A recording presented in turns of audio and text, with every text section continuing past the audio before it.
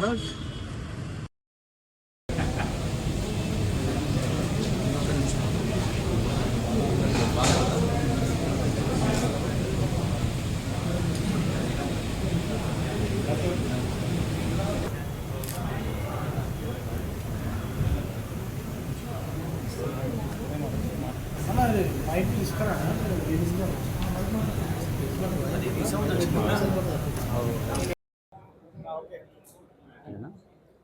తెలంగాణ.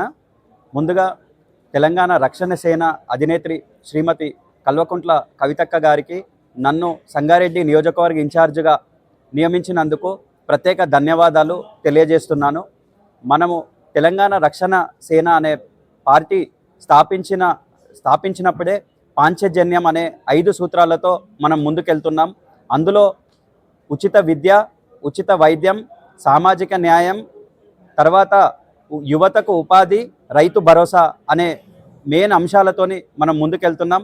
అందులో భాగంగానే సామాజిక న్యాయంలో భాగంగానే ఈ రోజు వరకు మనము రాష్ట్రంలో 23 నియోజకవర్గ ఇన్ఛార్జీలను ప్రకటిస్తే అందులో బీసీ కమ్యూనిటీకి చెందినటువంటి వాళ్లకు 12, ఎస్సీ వాళ్లకు 5, ఓసీకి 5 మరియు ఎస్టీ సామాజిక వర్గానికి 1 కేటాయించడం జరిగింది.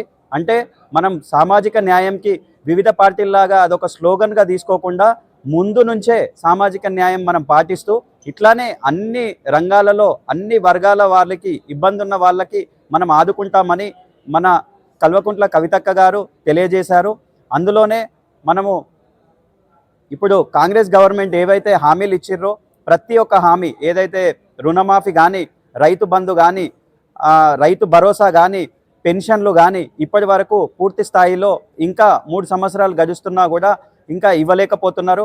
దీని మీద ఉద్యమకారులను అయితే అసలు ఊసే లేకుండా పోయింది. దీని మీద మేము నిరంతరం ఉద్యమం చేస్తూ ఉన్నాము. ఇంకా ఉద్యమాన్ని ఉధృతం చేసి దాన్ని సాధించే వరకు మన తెలంగాణ రక్షణ సేన పార్టీ అందరికీ అండగా ఉంటుందని మేము చెప్పుకుంటూ, అట్లానే సంగారెడ్డి నియోజకవర్గానికి సంబంధించినటువంటి ఇప్పుడు ఎలినో కారణంగా భూగర్భ జలాలు నీలమట్టం అయ్యాయి. ఇంతకు ముందే ప్లానింగ్ లేకుండా ఆ వాటర్ అంతా వివిధ జిల్లాలకు మన నిలువ లేకుండా అందరికీ పంపించినాము.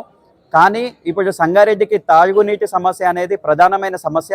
ఆ సమస్య మీద ఇప్పటికైనా మన నాయకులు ఏదైతే ఇప్పటికైనా కళ్ళు తెరిచి ప్లానింగ్తో ముందుకెళ్ళి ఈ సంవత్సరము తాగునీటి సమస్య లేకుండా చేయాలని మేము కోరుతున్నాము. లేని పక్షంలో ప్రజాక్షేత్రంలో అనేక ఉద్యమాలు చేసి మేము మా హక్కులు సాధించుకుంటామని, అట్లానే రైతులకున్న ప్రాబ్లమ్స్ కూడా ఏది కూడా రైతులకు ఎలాంటి సపోర్ట్ ఇప్పటివరకు లేదు.